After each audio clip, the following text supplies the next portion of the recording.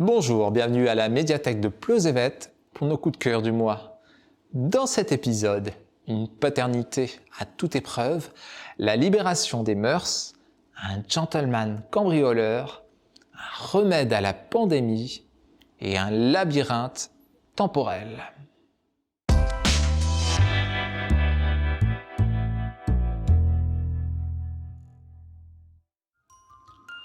Julien Sandrel, à qui l'on doit le best-seller La Chambre des Merveilles, publie un nouveau roman bouleversant, Vers le soleil. 14 août 2018, Tess part vers la Toscane pour y rejoindre sa fille Sienna et l'oncle de celle-ci, Sacha. En route, elle fait une escale chez sa meilleure amie à Gênes.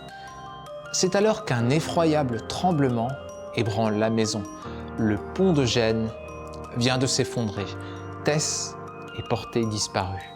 Ce drame, dont tout le monde a vu les images, va bouleverser la vie de Sienna et de Sacha et mettre en lumière tous les secrets de sa famille.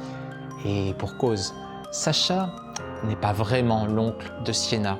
C'est un comédien engagé quelques jours chaque été pour jouer ce rôle. Si aucun lien de parenté ne lie donc les deux personnages, Sacha s'est attaché à cette petite fille de 9 ans. Désormais, seul avec elle, il sait qu'il n'a que quelques heures pour décider de ce qu'il veut faire si Tess ne sort pas vivante des décombres.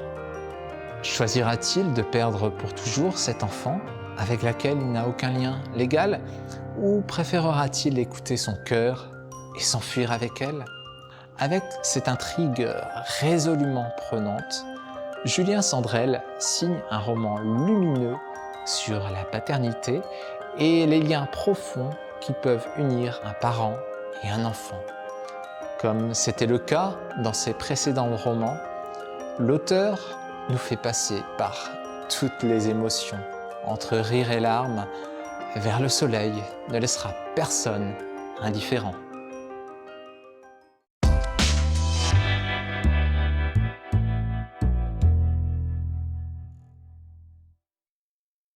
Peau d'homme est un roman graphique scénarisé par Hubert et dessiné et colorisé par Zanzime. Une fable enlevée et subtile qui questionne avec brio notre rapport au genre et à la sexualité. Mais pas que. Dans l'Italie de la Renaissance, Bianca, demoiselle de bonne famille, est en âge de se marier. Ses parents lui trouvent un fiancé à leur goût, Giovanni, un riche marchand, jeune et plaisant. Le mariage semble devoir se dérouler sous les meilleurs auspices, même si Bianca ne peut cacher sa déception de devoir épouser un homme dont elle ignore tout. Mais c'était sans connaître le secret détenu et légué par les femmes de sa famille. Depuis des générations, une peau d'homme. En la revêtant, Bianca devient Lorenzo et bénéficie de tous les attributs d'un jeune homme à la beauté stupéfiante.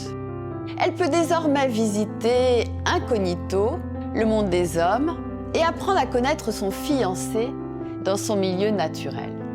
Mais dans sa peau d'homme, Bianca s'affranchit des limites imposées aux femmes et découvre l'amour et la sexualité. La morale de la Renaissance agit alors en miroir de celle de notre siècle et propose plusieurs questions.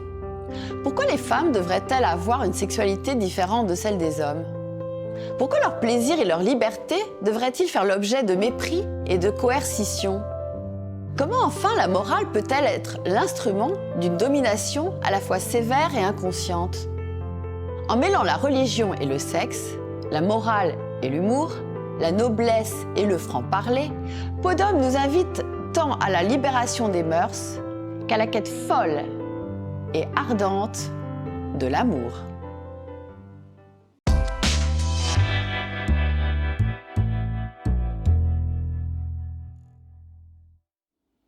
Arsène Lupin est arrêté. L'aventure est-elle donc finie pour lui ? Erreur. Elle ne fait que commencer.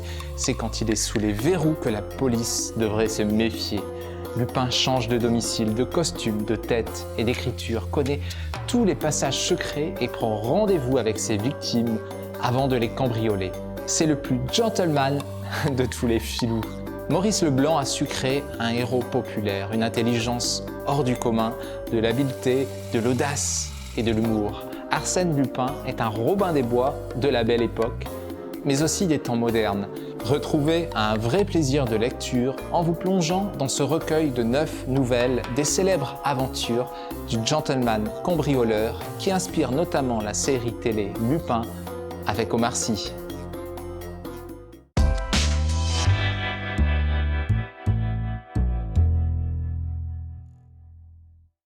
Quatre maladies mortelles menacent l'avenir de la planète.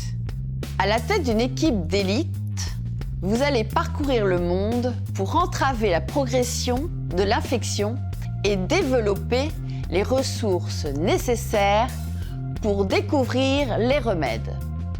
Dans le jeu pandémique, vous devrez coopérer et tirer profit de vos forces individuelles afin de détruire les maladies avant qu'elles n'affligent le monde entier. Le temps presse. Épidémies et éclosions accélèrent la propagation du fléau. Tout le principe du jeu est basé sur la coopération. Vous devez, ensemble, empêcher les éclosions de maladies et ralentir la propagation des 4 maladies mortelles avant qu'elles ne contaminent l'humanité. Pandémique est un jeu de plateau passionnant et très immersif. Chaque joueur a un rôle avec des capacités spéciales et vous devrez utiliser au mieux ces capacités dans l'intérêt de tous. Votre équipe fera le tour du monde pour entraver la propagation des maladies et développer les ressources nécessaires pour découvrir les remèdes. La coopération vous permettra de tirer profit de vos forces individuelles afin de contenir les maladies avant qu'elles n'affligent le monde entier.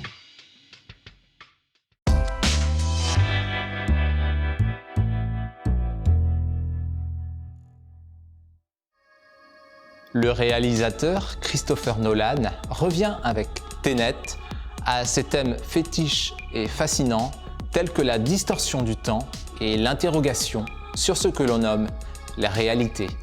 Dans un monde froid et gris, régi par l'argent, un espion sans identité, surnommé le protagoniste, est choisi pour sauver la planète d'une guerre mondiale où l'arme la plus létale n'est pas l'arme nucléaire, mais le temps. L'oligarque russe Sator, trafiquant d'armes putréfié par l'argent, détient secrètement le monopole de cette nouvelle arme. Le protagoniste, muni uniquement du mot secret Tenet, devra apprendre à manier l'arme de son ennemi à sa faveur pour sauver la planète de l'anéantissement. Grâce à une originalité perspicace, des scènes d'action hallucinantes et des labyrinthes de science-fiction interminables qui provoquent le chaos dans nos cerveaux, Nolan ne cesse de nous surprendre.